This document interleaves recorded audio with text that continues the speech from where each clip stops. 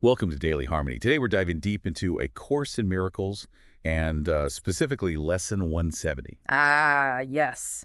There is no cruelty in God and none in me. A powerful one.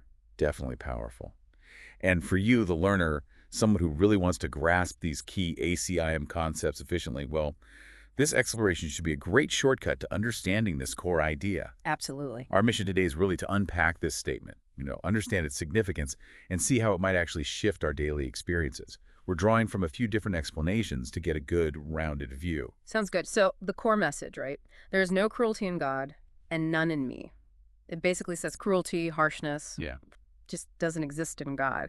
And because we are, in essence, part of God, it's not in our true selves either. Okay, but that's a big statement because honestly, it feels like cruelty is a part of the world, sometimes even part of us. It does feel that way, and that's exactly the point. This lesson directly challenges the ego's perspective. The Yeah, the part of our mind that promotes separation, judgment, harshness. It's the voice that tells us we're separate, maybe not good enough, or that others are out to get us. This lesson pushes back hard against that.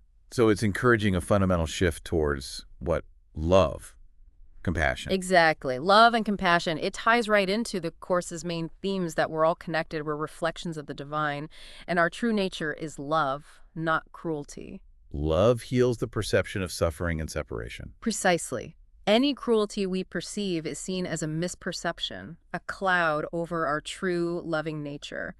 The Course sees our core as pure innocence, reflecting God's innocence. Okay, so if cruelty isn't inherent, if it's not in God and not truly in us, then where does the idea of it come from? Why does it feel so real sometimes? That's the million-dollar question, isn't it? Lesson 170 suggests it stems from a fundamental misunderstanding, a misunderstanding of who we really are, of our true essence, and the nature of God, of reality. A misunderstanding. Yeah. Fueled by the ego again. You got it. It's rooted in that ego narrative. The ego loves to create separation, us versus them, right versus wrong, innocent versus guilty. It thrives on judgment. And judgment can easily lead to perceiving or even acting with cruelty. Exactly. It's like a chain reaction.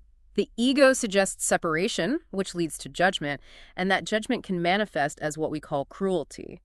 Lesson 170 cuts right through that by saying, nope, that's not the ultimate reality. There's no cruelty in God, and therefore not in your true self either. So perceived cruelty is more like a projection, coming from our own fear or the ego's distortion. That's a great way to put it. It's an ego projection based on fear and the illusion of separation, not an inherent quality of anyone's true being. Okay, this is deep stuff.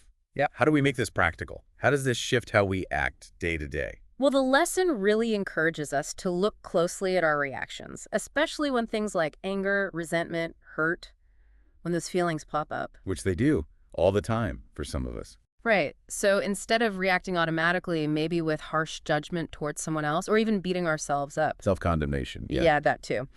The lesson suggests pausing. Just pause. And in that space, remember this idea. We are all children of God, equally innocent at our core, deserving of love. Even the person who just cut you off in traffic or said something hurtful. Even them. It's a call for a conscious shift towards compassion and understanding. It doesn't mean you condone bad behavior, but you try to see beyond it, to the fear or misunderstanding that might be driving it, rather than labeling the person as inherently cruel. That pause sounds crucial. Creating space between the trigger and the reaction. It is. It allows us to choose a response aligned with our true nature, which the Course says is gentle and loving. And there's a specific exercise mentioned, right, to help practice this. Yes, a very practical one. Think about a recent time you felt hurt or wronged by someone. Okay, got one. First step, just acknowledge the feelings, the anger, the resentment, whatever's there. Don't judge it, just notice it. Then, try to reframe it. Actively consider, could this person's action have come from their fear, their pain, their misunderstanding? Not necessarily from some deep-seated cruelty. Okay. That requires a bit of generosity. It does. And the final step is to practice compassion. Maybe consciously send them thoughts of love or understanding. It's really about shifting your internal state, releasing the judgment. It's a form of forgiveness, really reversing the ego's judgment. Sending love when you feel hurt. Wow. That's advanced practice. But I can see how it changes your own feeling about the situation. It's less about them and more about your peace. Exactly. It's about reclaiming your own inner gentleness, your connection to that divine innocence, rather than staying stuck in the ego's narrative of attack and defense. So how do we use this in the heat of the moment, like during an actual conflict? It comes back to that pause again. When things get tense, try to consciously stop for just a second, breathe, and bring that core belief to mind. There is no cruelty in God and none in me. Or, there is no cruelty in God and none in this person I'm arguing with in their true self. That mindful pause, Yeah, it interrupts the automatic pattern. right. It gives you a chance to choose differently, to choose a response rooted in love or at least understanding, rather than just firing back with judgment or defensiveness.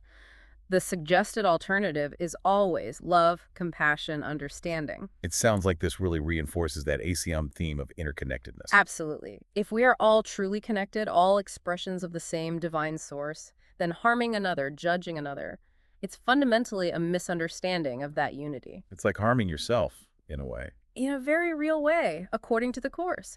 Actions that seem cruel are seen as stemming from that shared divinity being momentarily obscured by fear or misperception. True interaction comes from recognizing that shared divinity. And recognizing that helps heal the perception of suffering caused by what we thought was cruelty. Precisely. Love, understanding, forgiveness. These are the tools the Course offers to dissolve those misperceptions and see the underlying innocence in ourselves and others. Okay, let's try and summarize the key takeaways from this deep dive. What should we really hold on to from lesson 170? Well, first, that core affirmation. There is no cruelty in God and none in me. It's a powerful redefinition of our identity as inherently loving and innocent, reflecting God. Right. Identity is key. Second, the idea that perceived cruelty in others or ourselves usually comes from fear or misunderstanding. Grasping this can totally change how we react in relationships, fostering compassion instead of harshness. It helps us return to that inner gentleness. Seeing the motivation behind the action, not just the action itself. Exactly. And third, this lesson is crucial for the Course's overall message of healing and forgiveness. It tackles a really core misperception, the belief in cruelty that keeps us feeling separate and afraid. It guides us back towards recognizing divine innocence everywhere. So for you listening, what does this all boil down to? It means that by understanding lesson 170, even just starting to explore it, you gain a really powerful tool, a tool to reframe how you see things, how you react, how you engage with the world, hopefully with more gentleness. Think about the next time you feel judged or you witness something that feels cruel. Can you maybe pause just for a moment? Remember this idea. Can you try seeing it through a lens of misunderstanding, maybe fear, instead of just inherent malice? It's a profound shift. It really is. This whole exploration into the absence of cruelty in God and in our true selves, it offers such a different perspective. Yeah. What part of this resonates most with you? What questions is it sparking? This isn't the end of the conversation, obviously. Not at all. It's really just a starting point. So Exactly. we definitely encourage you to keep mulling over these concepts, see how they feel, how they might apply in your own life.